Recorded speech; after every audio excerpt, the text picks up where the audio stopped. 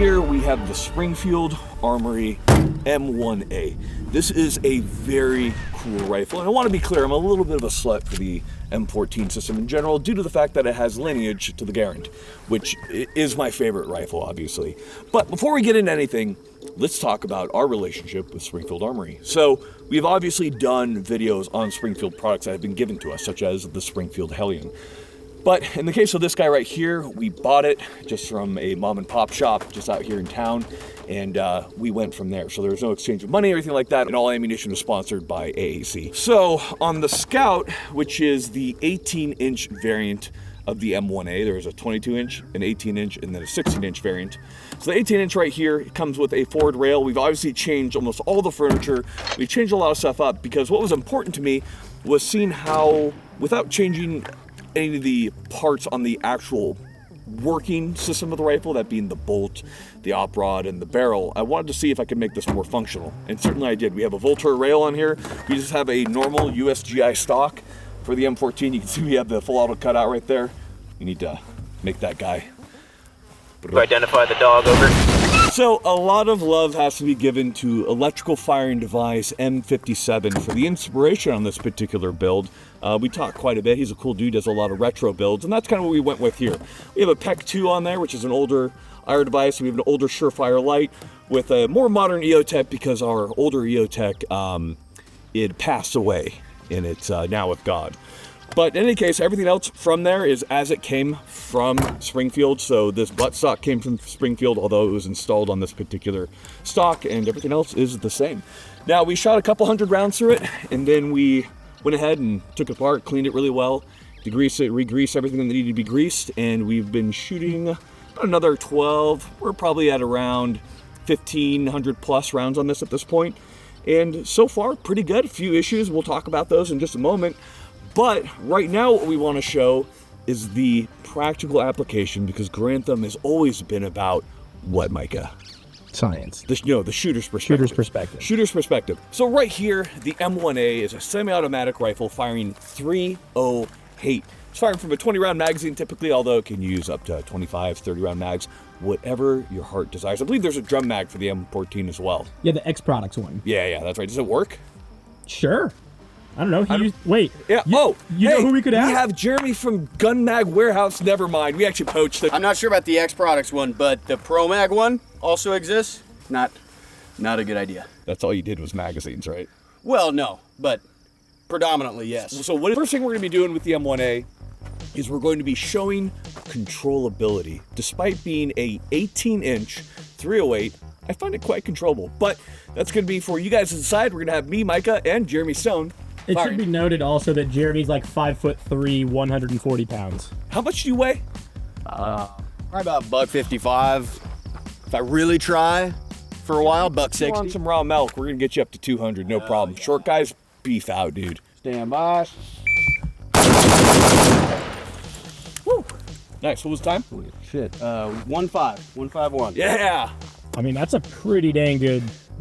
What they say in Saving Private Ryan? He's like, "Is it the size of quarters?" It's the size of an acorn. Oh, how am I so good but so bad at this? Shooter, you inside the course fire. Start low, ready. 1 Charlie, and that's just because you're not on trend yet. Yeah, 184. That's clean. You know what? Micah's really good at shitty guns, so stand by. Oh, lame. Stand by. Well, you're really fast, 147. Yeah, but my whole group is over here. So bill drill. I think what's most surprising about the M1A is how easy it is to shoot this thing fast. And I hate to do the comparison, but I'm going to do it. I do find the recoil on the M1A does have a brake on it, but to be significantly less than a FAL, a G3, to me, it is overall a more pleasant gun to fire.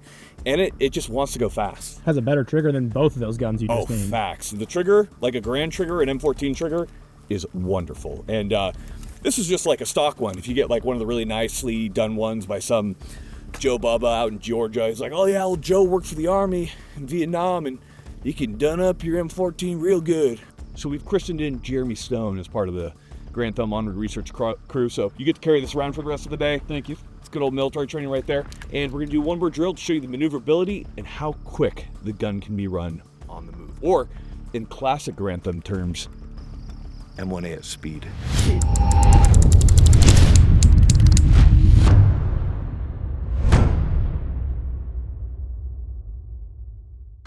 Shit ready? Set, go.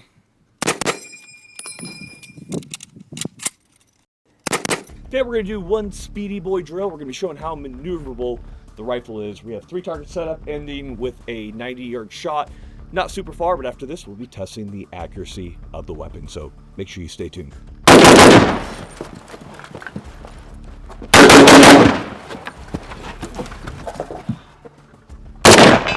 We are now at 100. We have a target set up down there. We have our Loophole Mark V HD ready to go, and we're going to print this. We have AAC 168 SMK. It has an SD of 9, so it's not the ammo. After we group the M1A, we'll be grouping it with a Seekins 308 rifle to show you what the ammunition is capable of.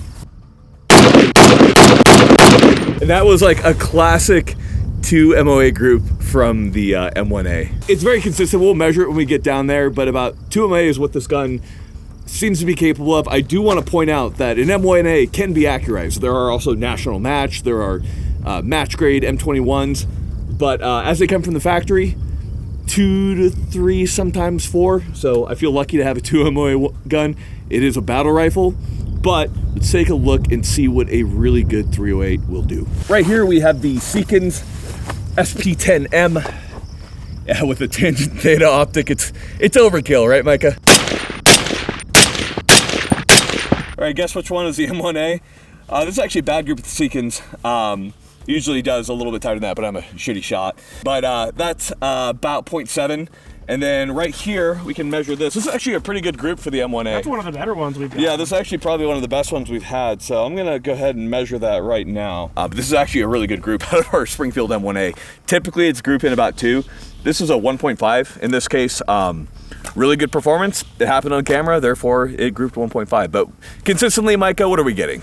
Pretty much all day, consistently, we couldn't really push it under 2, but I guess now that the camera's rolling, we're under 2. Yeah, I guess it doesn't have stage fright. And the Seekins, funny enough, had stage fright. We got 0.8 out of it, which is a little bit high for it. Usually it does 0.7 or 0.6. You just have to understand that there's going to be a point to every rifle. The Springfield M1A, the Scout that we have right there, is not a national match. It's not accurized. It's not made to shoot those super tight groups. It is a battle rifle. It is meant for those not closer engagements, but closer than what a typical DMR will do.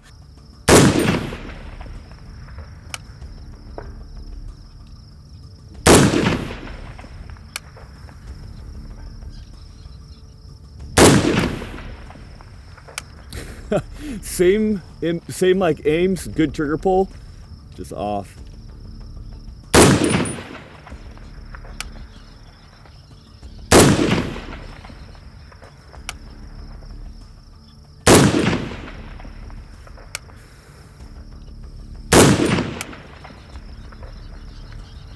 So, you know, as your gun heats up, the zero kind of shifts a little bit. It's pretty mitigated in modern rifles, but you can really tell on the M1A as the barrel heats up that zero is shifting pretty noticeably as you take further shots. It's pretty interesting. It sucks because you're kind of chasing your zero a little bit because we don't have any wind change going on. It's just it's interesting.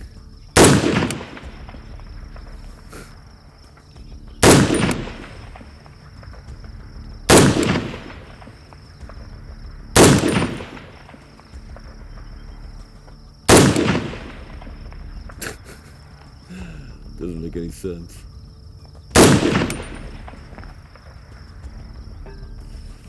Okay. Obviously, when the gun was cooler, it was easier to make those shots. The M1A can make those shots, but this isn't something that it's really designed for. It is a battle rifle, about 600 is where you want it, and it's not accurized. If you want to shoot long distance, pick the right tool. Something like a Seekins or something that's actually, you know, or an M21. That's going to be okay as well. M21 is goated. That's a dream gun of mine. Really? Yeah. We'll do a video on an love M21. M21s. Really? Yeah. How did I it not doesn't. know? It's just an M14 accurized. Well, yeah, but it's in Call of Duty. We'll do a video on M21. Now this video is brought to you by Rocky Boots. We have to thank them so much because they keep this content free. So we're going to talk to you a little bit about Rocky Boots. If you don't know, Rocky Boots were the major hotness when I was in the military.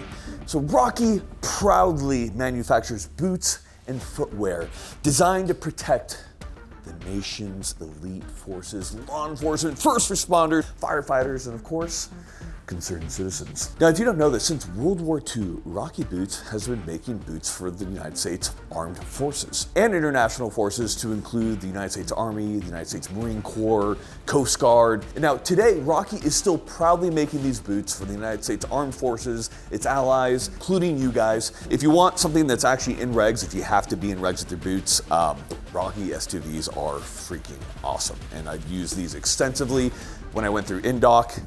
They rock. We love Rocky Boots, and we love the fact that they are supporting the channel. Now, if you love Grantham and you love Rocky Boots, go right to the link below, rockyboots.com/grand-thumb. We've done a lot of shooting.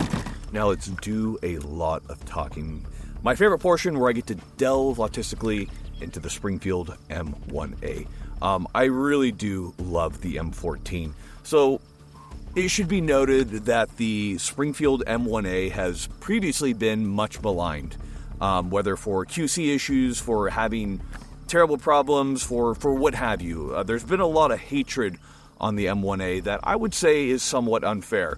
I will say that QC certainly does seem to slip on the Springfield M1A as a whole. But due to the lifetime warranty that Springfield offers, it seems like it's always fixed. So, on something like this, you're going to put a couple hundred rounds on it to see if anything's going wrong. If not, you're good. If not, get it off the Springfield. It's going to get fixed right up. I really haven't heard a whole lot of stories where these rifles just won't run. And anything that is really a problem can be fixed, and we'll talk about that as far as replacing things with USGI parts and general upgrades that you can do to the M1A. But let's go ahead and get started.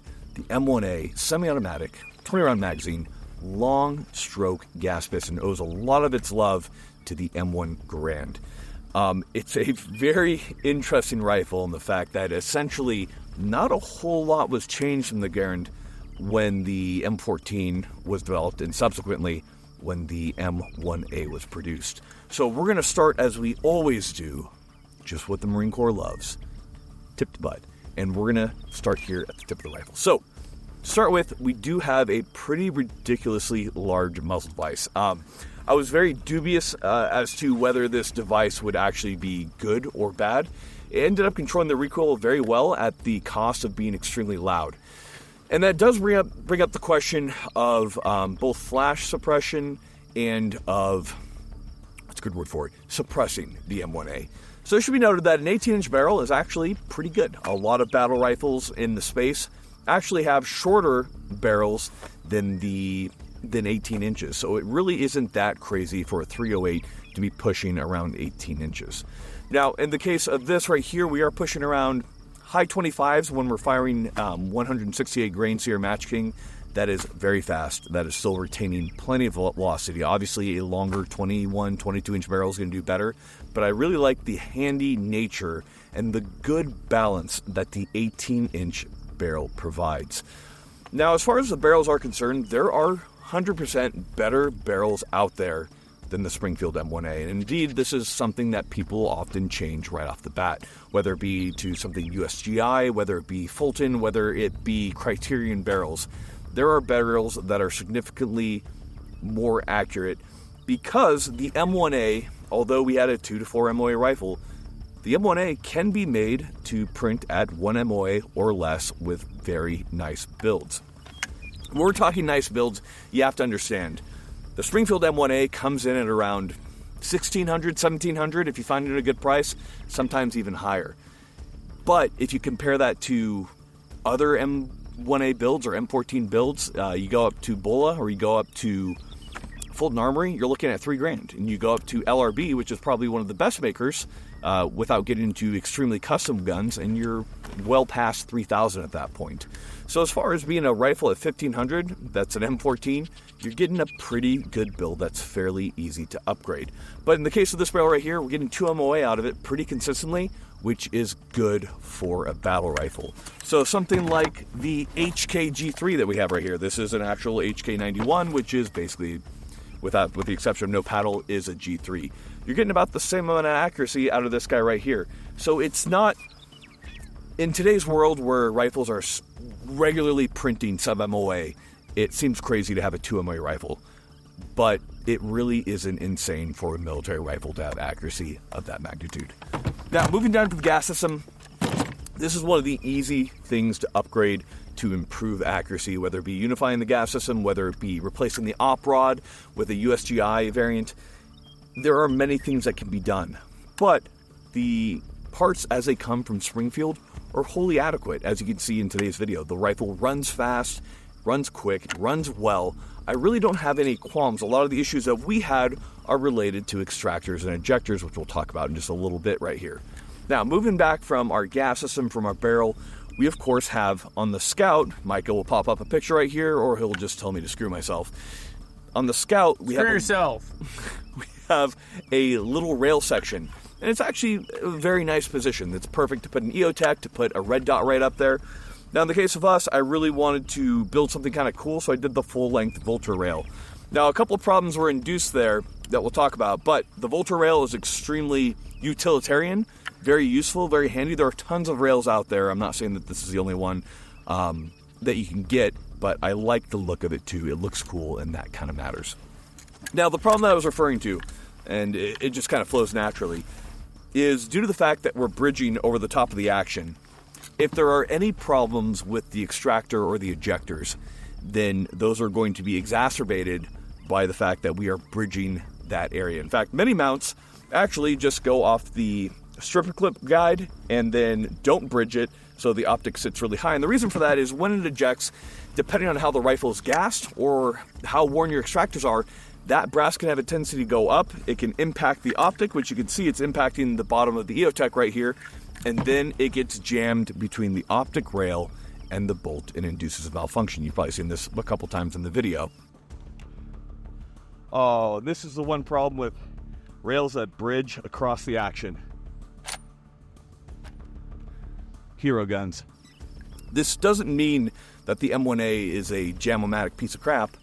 It's a problem indicative of the extractor and the ejectors, and those can easily be replaced with the USGI variants or any variants that are made to good standards, and they're not that expensive at all, and then you fix the issue.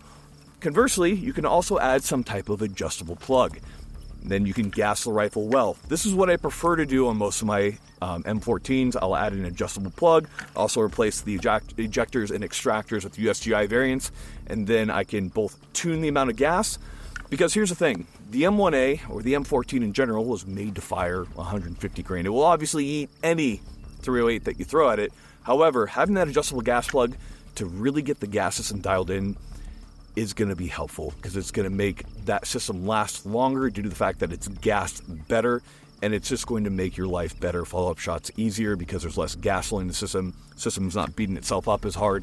I would highly recommend it. Now, obviously, we're not running any of that right here, just so we can show you the gun running as it is, but it can definitely be very, very easily upgraded, and it's a very inexpensive thing to add to your rifle that will reap you many benefits. Moving down to the USGI stock right here, I love the look of wood on the M14, and so that's why I added it right here. Obviously, it came with a polymer type stock, which no problem with that there, but I just like the look. It's very functional, and I just like the look.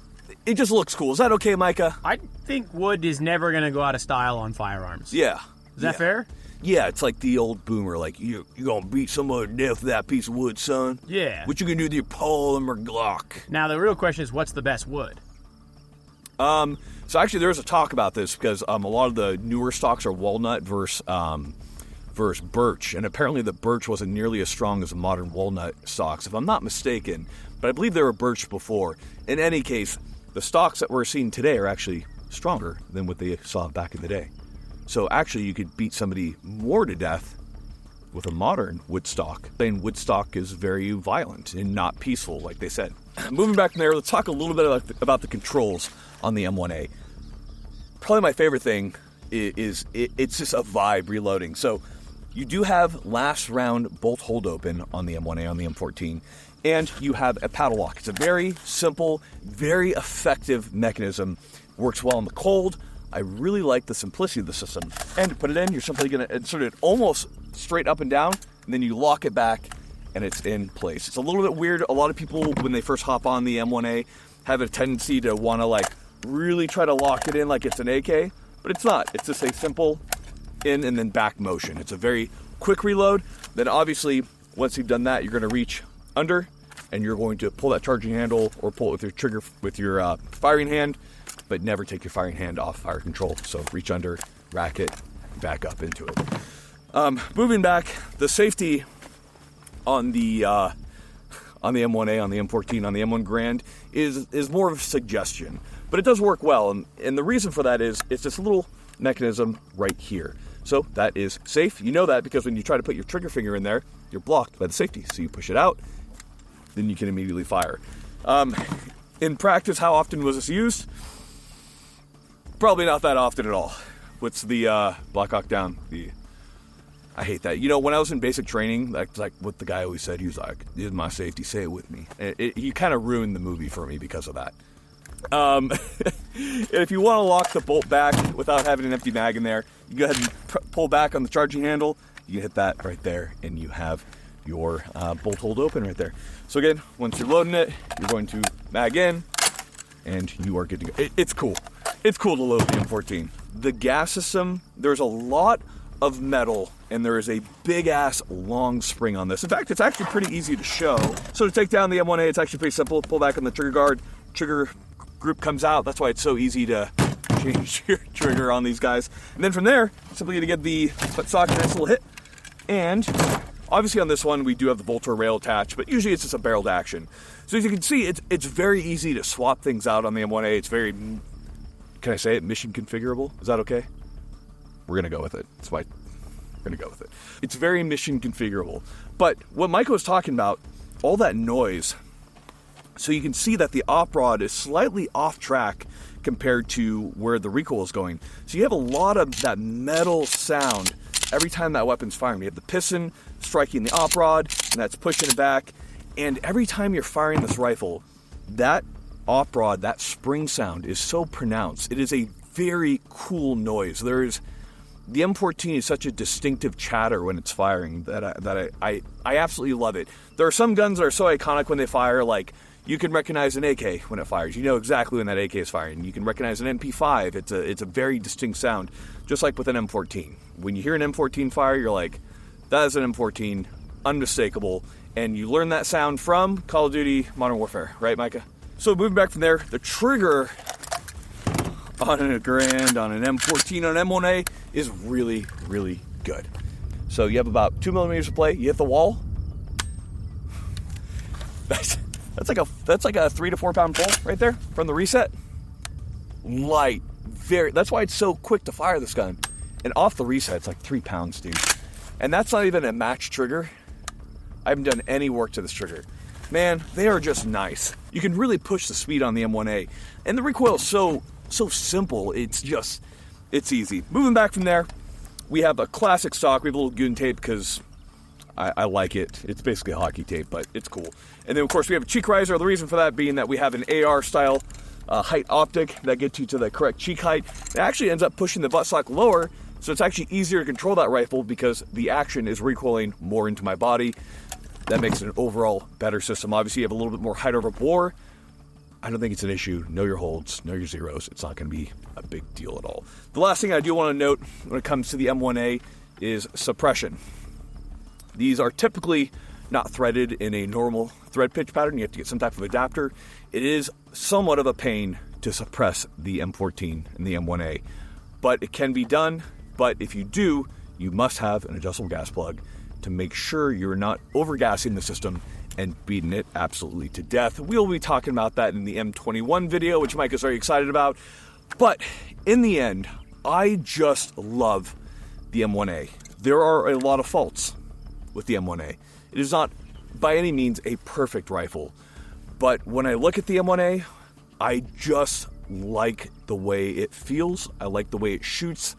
As a battle rifle, I am more than happy with the accuracy, and with a little bit of upgrades of USGI parts for under $100, you get a very good rifle, and you also have a very good base. A lot of people talked a lot of smack on the receivers back in the day, saying that they weren't good. Those issues have been worked out, and you have a good base rifle to either build off of or keep the same. And of course, before we finish, we do have to talk about how good the iron sights are. If you're just running this thing with iron sights, the iron sights are incredible. You have a rear peep, you have a front blade, you can actually get a thinner blade, national match. But what's so great, it is both windage and elevation adjustable, and it is one of the easiest mechanisms to adjust. If you know what you're doing, you can be an absolute deadly asset with these little sights, and I cannot recommend getting good on them enough. They are just very effective, and it's a long sight radius as well. It's a very, very accurate rifle. And no matter what, we have a semi-automatic rifle, firing 308, punching through cover, and as Clint Smith said, the 308 does not fire rounds into people, fires rounds through people. In any case, guys, this is probably one of the first times I'm going to say a rifle that is not perfect is a buy for me. So I like the M1A. Springfield doesn't pay me shit. I just like it. It's cool. And cool is what matters, right, Micah? Yeah. That's all you have to say? What? Do you like the M1A? No. Why?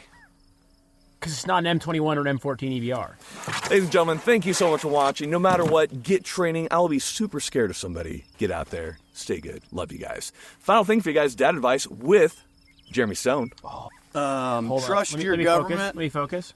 You said bad advice, right? No, dad. Dad advice. Dad. Okay, don't trust your You're government. not a I'm not a father. Bad advice. He started to say, trust your government. You're not Trust your government. You're not a dad yet, but you know, if you were. Don't expect somebody to fix a problem for you if they're the ones who intentionally created it, especially if that person is the government.